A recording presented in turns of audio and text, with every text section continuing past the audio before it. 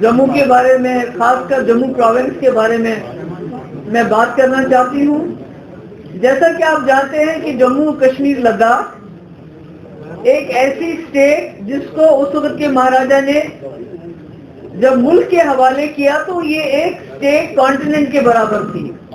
आप देखेंगे दुनिया में कई ऐसे मुल्क हैं जो हमारे एक रीजन के बराबर भी नहीं है, और हमारी स्टेट उस वक्त जिस वक्त हमने इस मुल्क के साथ हाथ मिलाया तो पूरा एक समझ लीजिए कॉन्टिनेंट के बराबर रही है।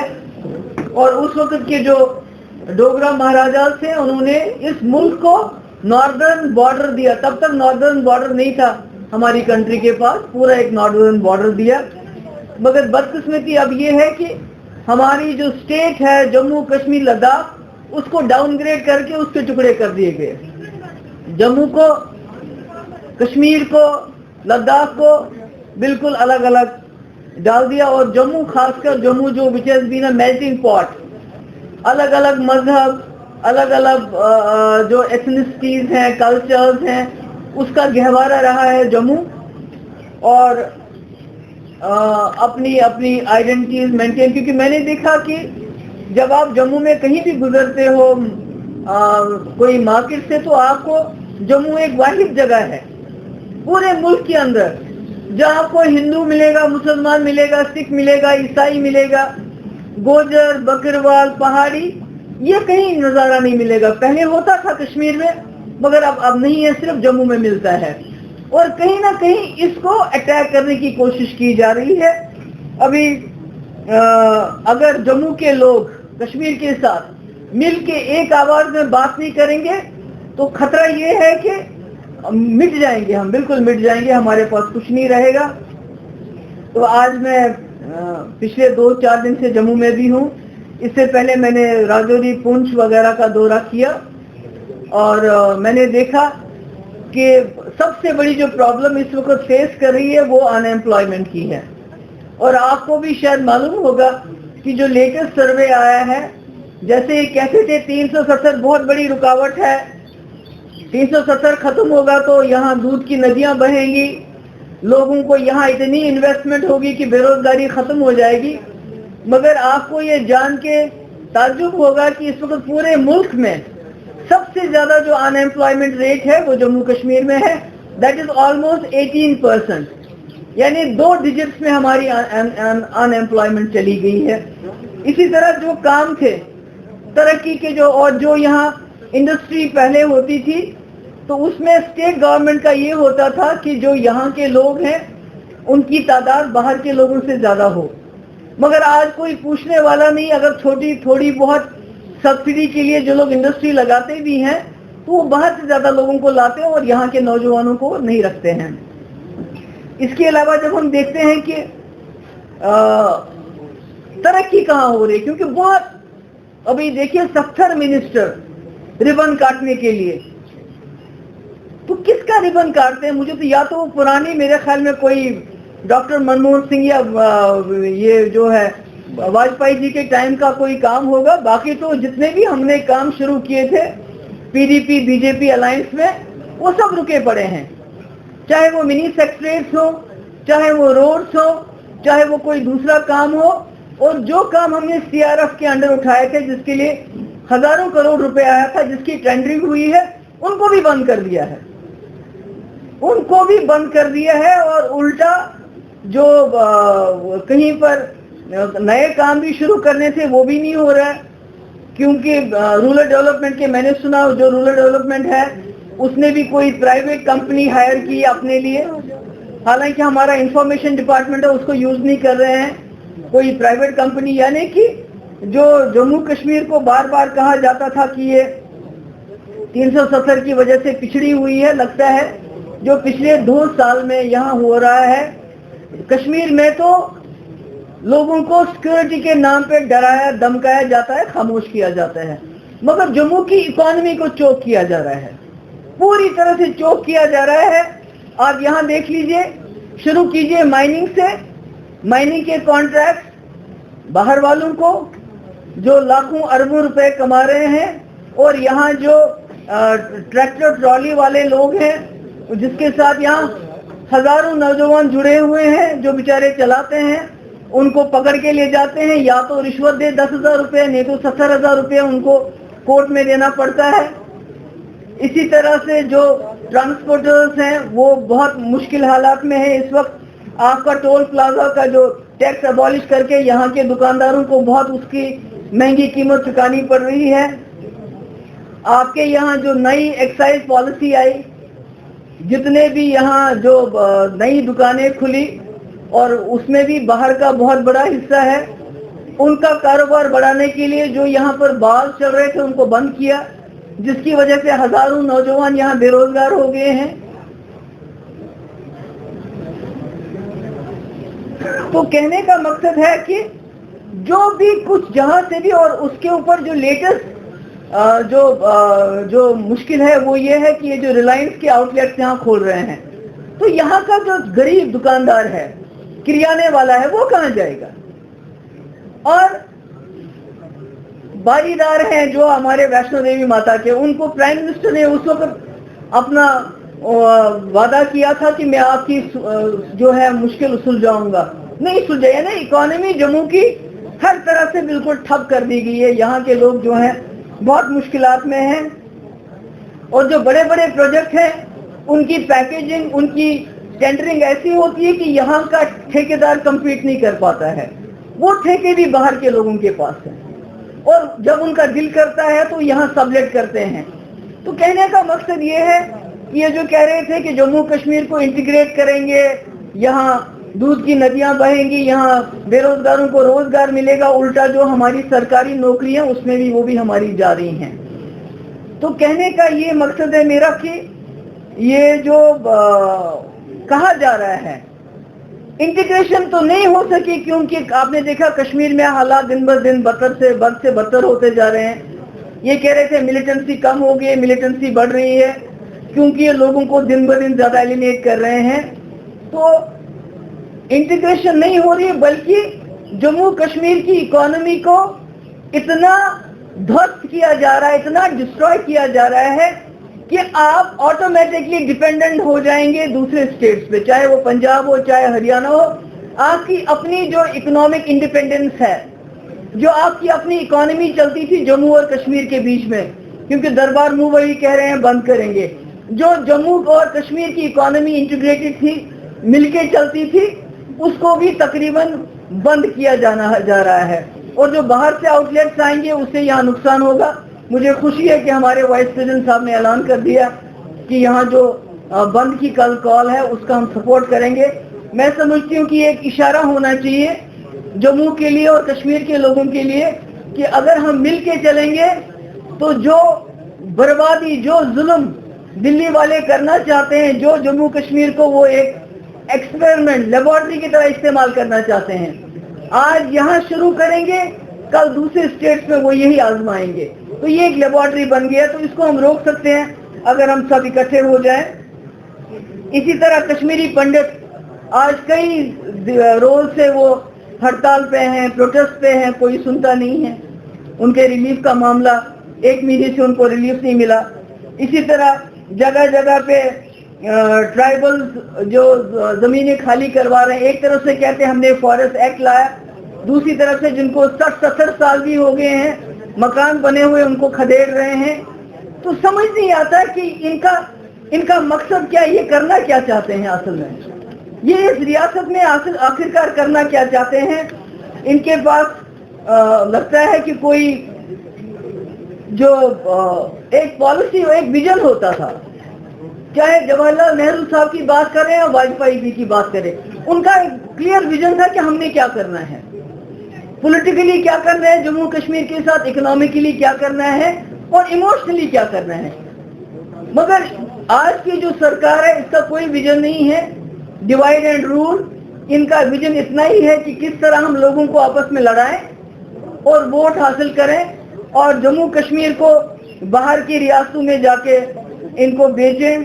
गवर्नमेंट एम्प्लॉयज ये सर्टिफिकेट, वो सर्टिफिकेट वगैरह वगैरह, यानी शक इतना बढ़ गया है पहले से ज्यादा कि जिसका कोई हिसाब ही नहीं है। मेरे ख्याल में सारे पॉइंट्स कवर हो गए हैं।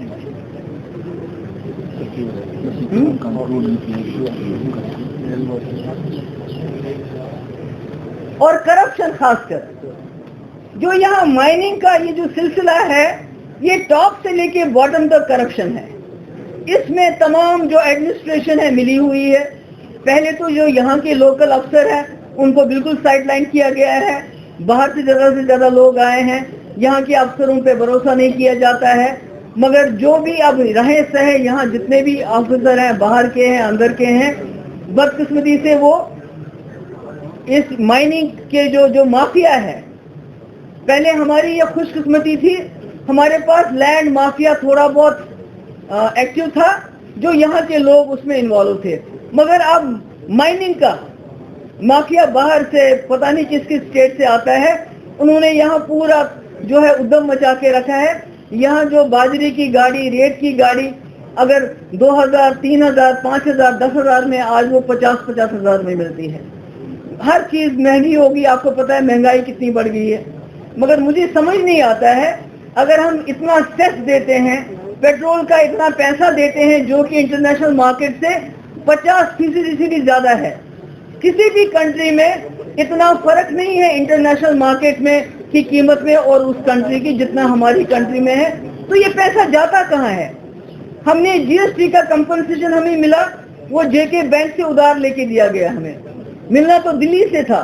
कोई सड़क बनानी है, पहले सीआरएफ में बनती थी, अब कोई और एजेंसी हमें लोन देती है। यानी हमारी आने वाली पीढ़ियां जो है दिन ब दिन वो कर्जदार बनती जा रही है। अगर हम इतना सेस देते हैं पेट्रोल पे, डीजल पे, तो हमारा पैसा, हमारा हिस्सा हमारी सड़कों पे क्यों नहीं लगाया जाता है? तो ये कुछ बातें थी जो मैं आपसे करना चाहती थी। और मेरे ख्याल में तकरीबन हमने जो भी मुझे जम्मू में इन दिनों लोग मिले थे और उनसे बात हुई थी, वो चाहते थे कि हम उनके सारे मसले जो भी हैं उसको उजागर करें, तो तकरीबन मैंने किया। Any question you can ask. एक मिनट पढ़ी थी। होता था जम्मू और कश्मीर के साथ दरबार मूव से पीपल कंटेक्ट होता था, बिल्कुल इन्होंने खत्म कर दिया है दरबार मूव ना होने की। आने वाले वक्त में आप क्या कहना चाहते हैं कि दरबार मूव का समय भी होता जा रहा है? जहाँ दरबार मूव, देखिए, दरबार मूव जैसे आपने खुद कहा, वो खाली जम्मू और कश्मीर की इकोनॉमी को इंटीग्रेट नहीं करती थी। जम्मू के लोगों के जो दुकानदार हैं उनको कश्मीर के लोग आके यहाँ खरीद फरोख्त करते थे, उससे एक इकोनॉमी का एक बड़ा हिस्सा बनता था। मगर उसके अलावा एक इंटरेक्शन, एक सोशल, एक कल्चरल, एक रिलीजियस इंटरेक्शन होता था, जब वहाँ से लोग यहाँ आते थे और यहाँ से वहाँ जाते थे। जो हमारी निशानी है, जम्मू कश्मीर की जो निशानी है वो सेक्युलरिज्म है, भाईचारा है, और उसका जो गढ़ था वो जम्मू बन गया था। तो कहीं ना कहीं उस भाईचारे को ये तोड़ना चाहते हैं। जैसे मुल्क में हिंदू मुस्लिम, अब तो हिंदू के बीच में जात पात के झगड़े शुरू कर दिए इन्होंने। इनके हिसाब से तो जो बात करेगा, अगर वो हिंदू भी है तो वो एंटी नेशनल बन जाता है, दम घुटता है लोगों का। यहाँ भी मेरी कई लोगों से बात हुई, उन्होंने कहा अगर हम कोई मसला उठाएंगे तो हमें एकदम बीजेपी वाले बोलेंगे एंटी नेशनल है। सरदार जी तो खालिस्तानी हो गए, हम लोग पाकिस्तानी हो गए, तो बाकी बचा क्या? बीजेपी तो हिंदुस्तान नहीं है। महबूबा जी, मेरा सवाल ये है कि हाल ही में आपने कहा कि जम्मू कश्मीर में करप्शन जो है वो बढ़ गई है। पहले करप्शन 15 से 20% थी, अब 40 से 50% हो गई है। तो इससे पहले आप मुख्यमंत्री रही है जम्मू कश्मीर की, उस समय भी करप्शन थी? बिल्कुल, उस वक्त ये तो एकदम तो सड़क साफ नहीं हुआ था। मैं नहीं कहती दूध के दूल्हे थे, मगर जो आज हाल है ये हाल कभी नहीं था। मैम सवाल एक, आपने और कम से कम मैंने खुद कोई करप्शन नहीं की। मैम प्रेस वार्ता की शुरुआत आपने महाराजा साहब से की है। आपने कहा कि महाराजा साहब ने ये सब कॉन्टिनेंट के हिंदुस्तान के साथ मिलाया है। जम्मू के अंदर एक बहुत बड़ी आवाज आ रही है कि महाराजा हरि सिंह की जो है छुट्टी नमस्कार देनी चाहिए। पीपल डेमोक्रेटिक पार्टी, वो तो गवर्नमेंट ऑफ इंडिया को सोचना चाहिए। आज तो हमारे हाथ में। चलिए नेक्स्ट क्वेश्चन। मैम एक सवाल है, सरकार ने एक फैसला लिया है कि शहीदों के नाम से काफी स्कूल और कॉलेजेस की बिल्डिंग रखी है। पुलिस का कहना है कि ये हिंदुत्व एजेंडा है और मुस्लिम आइडेंटिटी को डाइल्यूट किया जा रहा है। तो आप इसको किस तरीके से? मुझे ये बताइए, अनएम्प्लॉयमेंट के बारे में मोदी जी क्या करने वाले हैं? जो जम्मू कश्मीर में 18% हो गई है, जो इस वक्त यहाँ पर हमारी करप्शन की ड्रॉप, उसके बारे में क्या कर रहे हैं? इनके पास करने को कुछ नहीं है। जो जगह हैं, गलियां हैं, कूचे हैं, स्कूल में नाम बदलने से क्या वहाँ के स्कूल के बच्चों को नौकरी मिल जाएगी? Are they going to get job? So this is all nonsense. ये जो कर रहे हैं मुल्क में इस वक्त नाम बदल के शहरों के नाम बदल रहे हैं, गलियों के नाम बदल रहे हैं, बिकॉज इनके पास दिखाने के लिए कुछ भी नहीं। पिछले 7 साल में जो भी हमारे मुल्क के अंदर बना हुआ था, हमारे सड़का, हमारा टोल प्लाजा, हमारे रेलवे, हमारी दूसरे जो इंस्टीट्यूशन बने थे, सब ये बेच रहे हैं कॉर्पोरेट हाउसेस को। तो हमारे पास अब इनके पास क्या है लोगों को कहने के लिए? इसका नाम ये रखेंगे, इसका नाम ये रखेंगे, वोट दे दो हमें, दैट्स ऑल। लेकर आपने काफी कुछ बात कर रहे हैं जम्मू में आकर लोकल आइडेंटिटी को लेकर आपने अपने टर्नओवर के अंदर जम्मू में ऐसा कौन सी डेवलपमेंट की है जो आप बताना चाहेंगे इस समय? हर एक चीज जो उस वक्त डिमांड थी मैंने पूरी कर दी। क्या डिमांड? जो भी अगर आप देखेंगे यहाँ जो आपका यहाँ महाराजा की छुट्टी को नहीं, वो एक ही वो पॉइंट, छुट्टी से सब कुछ हो जाता है क्या? छुट्टी से सब कुछ। डेवलपमेंट की बात करो, अनएम्प्लॉयमेंट की बात करो, बीजेपी वालों की तरफ फसाद और फितने की बात मत करो। कोई बात करो, फसाद और फितने की बात मत करो। मैंने उनकी अच्छी बातें बताई जो बतानी चाहिए थी। महाराजा हरि सिंह पार्क भी बनाया। महाराजा हरि सिंह पार्क शायद मैंने ही बनाया, किसी और ने नहीं बनाया। आमिर आप पूछे। आमिर सवाल ये है, बताइए, वो पूछना चाहते हैं, पूछने दीजिए उनको, बताइए। मैडम सवाल ये है कि कुछ दिनों पहले कोटरंगा में जो एक कंट्रोवर्सी हुई, बीजेपी ने अरेस्ट किया कि वहाँ पीडीपी वर्कर्स की तरफ से फ्लैग हटाया गया, हालांकि उसमें कोई क्लैरिफिकेशन नहीं आया। लेकिन आपके पार्टी दफ्तर के सामने लास्ट ईयर जो कंट्रोवर्सी हुई थी उसके बाद आपकी जो जम्मू लीडरशिप थी उन्होंने कहा था कि हम खुद तिरंगा लहराएंगे, उन्होंने लहराया भी। लेकिन अब एक तिरंगा दोबारा गायब हो गया है, उसको लेकर कंट्रोवर्सी। ये कौन सी बड़ी बात है? ये तिरंगे की क्या बात है? What is this? और कोई क्वेश्चन होगा? नहीं, इसको क्या देखना है? ये तो मैंने कहा ना, अनएम्प्लॉयमेंट की बात कर लीजिए, गंगा में जो लाशें बही उनकी बात कर लीजिए, जो लोगों के पास पैसा नहीं है क्रियाक्रम करने के लिए उसकी बात कर लीजिए। इस ऊपर जो मुल्क के अंदर गरीबी हो गई है, 80 करोड़ लोगों को किसानों का बनाया हुआ फ्री राशन देना पड़ता है। क्यों? क्योंकि शायद उनके पास राशन लेने की उनके पास ताकत नहीं है। उसकी बात कर लो ना, बोलिए। किसानों की बात कर लीजिए जो पिछले 8 महीने 9 महीने से दरबदर हो रहे हैं, खजल हो रहे हैं। जिसका अनाज आप अपनी फोटो लगा के लोगों को बेचते हो, वो तो किसान पैदा करते हैं ना। उसकी हालत देखिए, 500 से ज्यादा किसान अभी तक शहीद हो गए हैं। उसकी बात कीजिए। ये छोटी छोटी बातें लेके ये बात वो बात क्या करते हैं? 5 अगस्त 2019 को मैम मर्कजी सरकार ने फैसला लिया, धारा 370 को जम्मू कश्मीर से हटाया गया। बीजेपी ने कहा कि नया कश्मीर आएगा। बन गया है ना, देख नहीं रहे हो? बड़ा जबरदस्त बन गया है। नया कश्मीर आएगा। 25 महीने 16 दिन हुए हैं आप साबिका वजीर आला जम्मू कश्मीर। आपके आपसे भी जानना इंतहाई अहम जरूरी है कि नए कश्मीर से जम्मू कश्मीर की क्या तरक्की? नहीं, बोल रही हो ना कि जितने भी हमने प्रोजेक्ट शुरू किए थे वो भी सब रुके पड़े हैं। तरक्की ये है कि 18% हमारी मुल्क के अंदर सबसे ज्यादा बेरोजगारी बढ़ गई है। तरक्की ये हुई कि जो हमारे मिनरल्स थे, जो हमारा सब कुछ है, वो सब बाहर जा रहा है। यहाँ तक कि जो लोग यहाँ वाइन के शराब के साथ डील करते थे वो भी बाहर वाले ले गए, वो ठेके भी बाहर वाले, यहाँ लोग पियेंगे और पैसा जो है मुनाफा बाहर के लोग कमाएंगे। जो बड़े बड़े प्रोजेक्ट थे वो काम भी बाहर वालों को। तो सारा Jammu Kashmir has been put on sale for the people outside, ताकि यहाँ कंगाल हो जाए लोग, इतने कंगाल हो जाए कि वो पूरी तरह से बाहर के स्टेट्स पे डिपेंडेंट हो जाए। यही उनका इकोनॉमिक इंटीग्रेशन की पहले आतंकवाद और पत्थरबाजों को रोकने में आप लोग क्यों नाकामयाब हुए? अभी तो बड़ा कमाल हो रहा है, दम बांध के रखा है लोगों को। पहले कश्मीर में होता था, अब जम्मू में। पहले कश्मीर में बंद होते थे, अब जम्मू में। और यहाँ तो आप लोग कुछ किस्में तो आपको बंद करने देंगे। कश्मीर में तो जबरदस्ती पुलिस वाले दुकानें खुलवाते हैं, कहते हैं हम आपकी लीज कैंसिल कर देंगे। मैं पूछ रहा हूँ, अमर बोलिए। मैं बीजेपी अध्यक्ष रविंदर रैना जी कहते हैं कि गंगा में हड्डियां चली गई हैं, वो वापिस नहीं आएंगे 370 को लेके। आप उस पर क्या कहते हैं? अरे गंगा में तो लाशें बह गई, लाशें क्या हड्डियों की बात क्या कर रहे हो? गंगा में तो लाशें बह गई। ऐसी उनको तो वो बताना, उनको तो मेरे ख्याल में गंगा जी के बारे में बात करने में शर्म आनी चाहिए लोगों को। उस पवित्र गंगा को इन्होंने उसमें लाशें डाली और उसके बाद लोगों के पास जल्दी कहीं उनको जानवर नोच न ले, उन्होंने जल्दी उनको किनारे पे दफन कर दिया। जम्मू कश्मीर के युवाओं की बात करें तो तालिबान से कोई मतलब जम्मू कश्मीर की क्या बात है, पूरे मुल्क के जो मुद्दे हैं, जो फार्मर्स का मुद्दा है, अनएम्प्लॉयमेंट का मुद्दा है, उससे ध्यान हटाने के लिए सुबह शाम तालिबान, अफगानिस्तान यही तो चलता है। आज तो कोई स्टोरी मेरी नहीं जाएगी, क्योंकि आज मैंने कुछ कहा नहीं और प्रदीप मुझे देख रहा है मुस्कुराते हुए।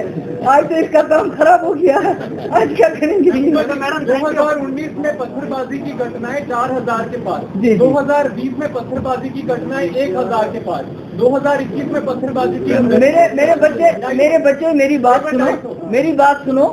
जो बीमारी होती है ना, अगर कोई बीमार हो वो चीखता है, चिल्लाता, आप उसके मुंह पे टेप लगा दो, बोलोगे इसकी बीमारी ठीक होगी, ऐसा नहीं होता, बल्कि वो और ज्यादा बीमारी बन जाती है।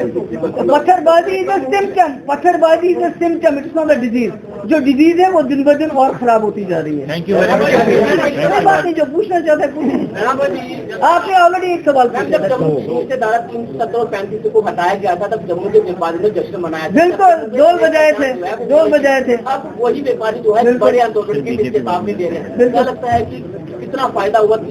मैं कहती हूँ कि जो बीजेपी वालों ने ढोल बजाए थे, आज तो मुझे लगता है उनको सोचना चाहिए कि किस चीज के लिए ढोल बजाए थे। और मैं जिस तरह लेह और करगिल के लोग इकट्ठे हो गए, उन्होंने गवर्नमेंट ऑफ इंडिया को मजबूर कर दिया कि उनके जॉब्स और लैंड को सिक्योर करने के लिए।